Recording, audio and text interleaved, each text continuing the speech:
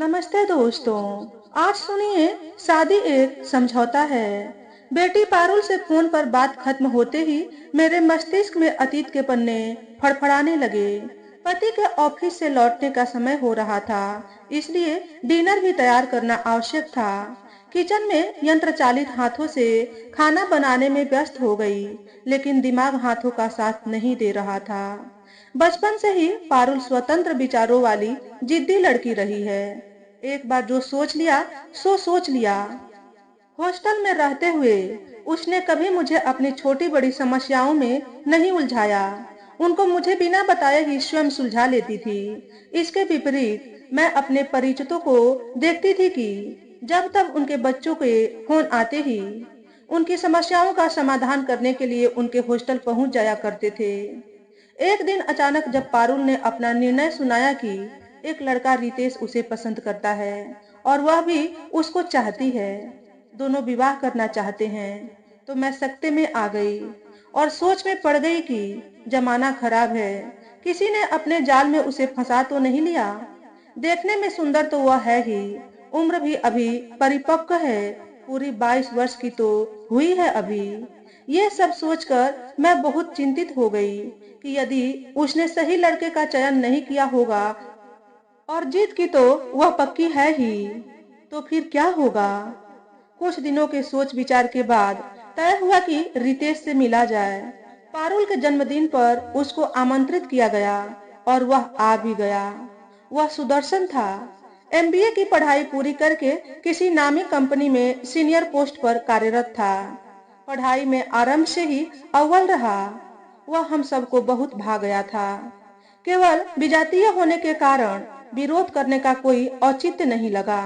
हमने विवाह की स्वीकृति दे दी, लेकिन रितेश के माता पिता ने आरंभ में तो रिश्ता करने से साफ इनकार कर दिया था, लेकिन इकलौते बेटे की जीत के कारण उन्हें घुटने टेकने पड़े और विवाह धूमधाम से हो गया।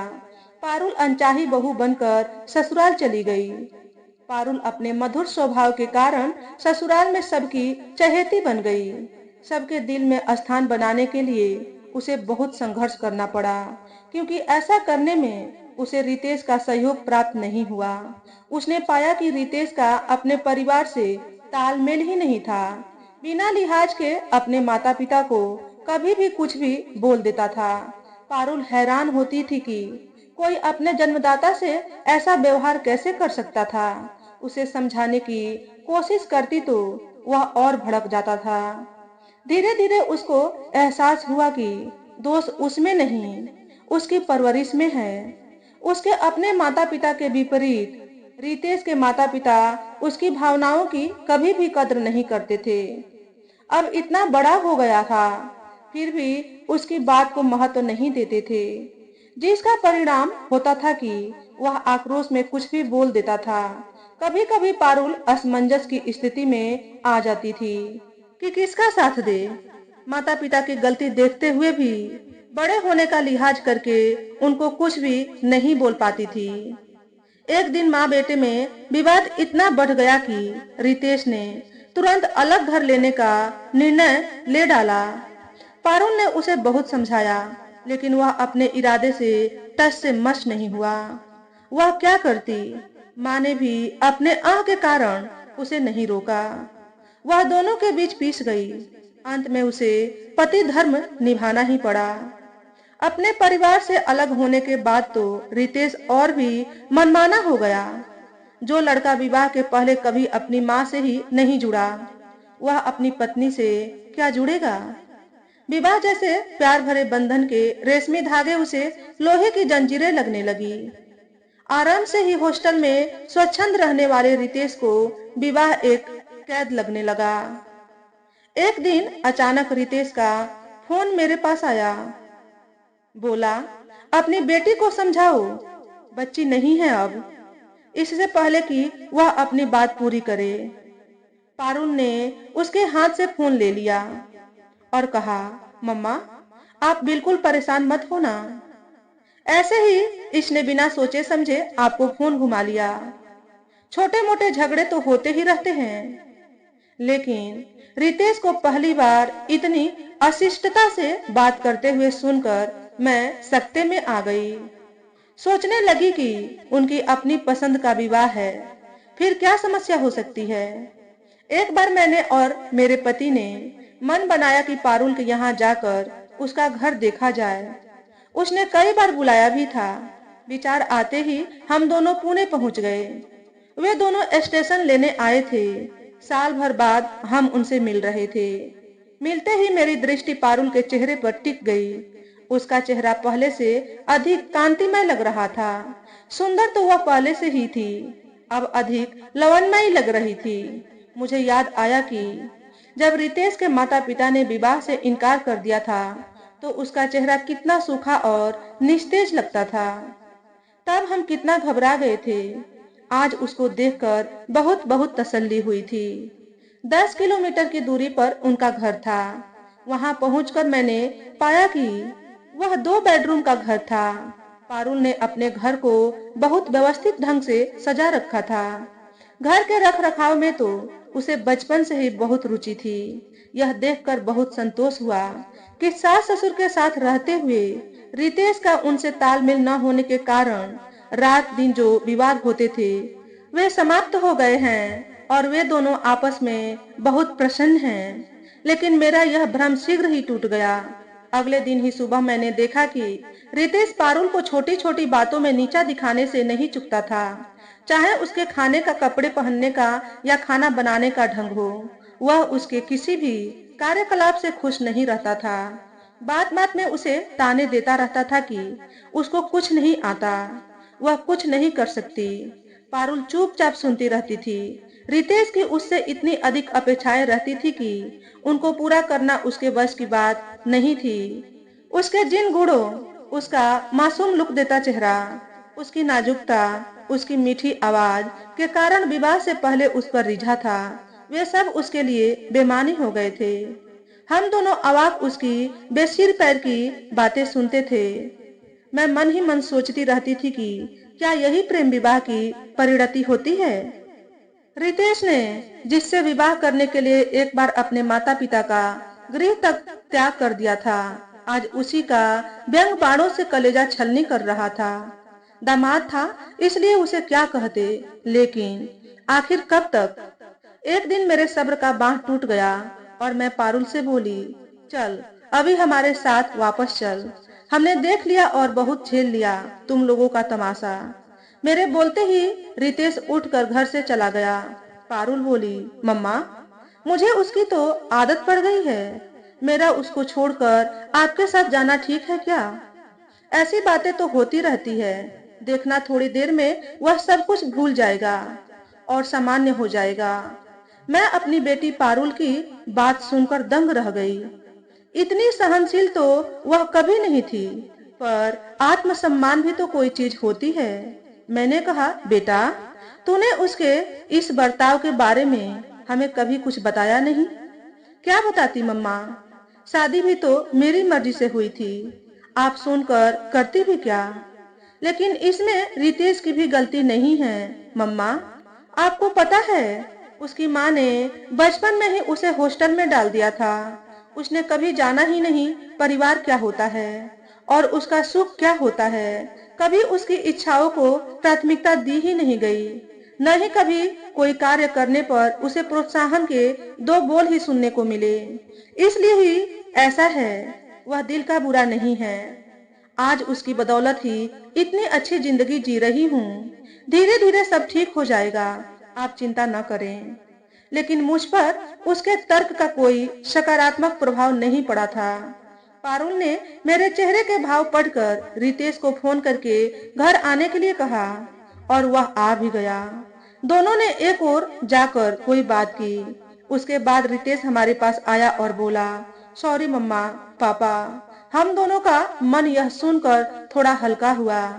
हमारे लौटने का दिन करीब होने पर हम पारुल के सास ससुर से मिलने गए।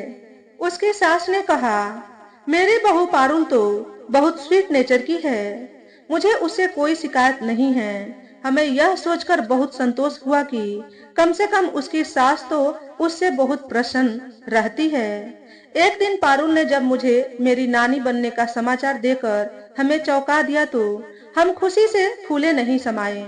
उसका कहना था कि उसकी डिलीवरी के समय मुझे ही उसके पास रहना होगा, नहीं तो रितेश और अपनी सास के विवादों से उस समय वह परेशान हो जाएगी। नियत समय पर मैं उसके पास पहुंच गई। उसने चांद सी बेटी को जन्म दिया।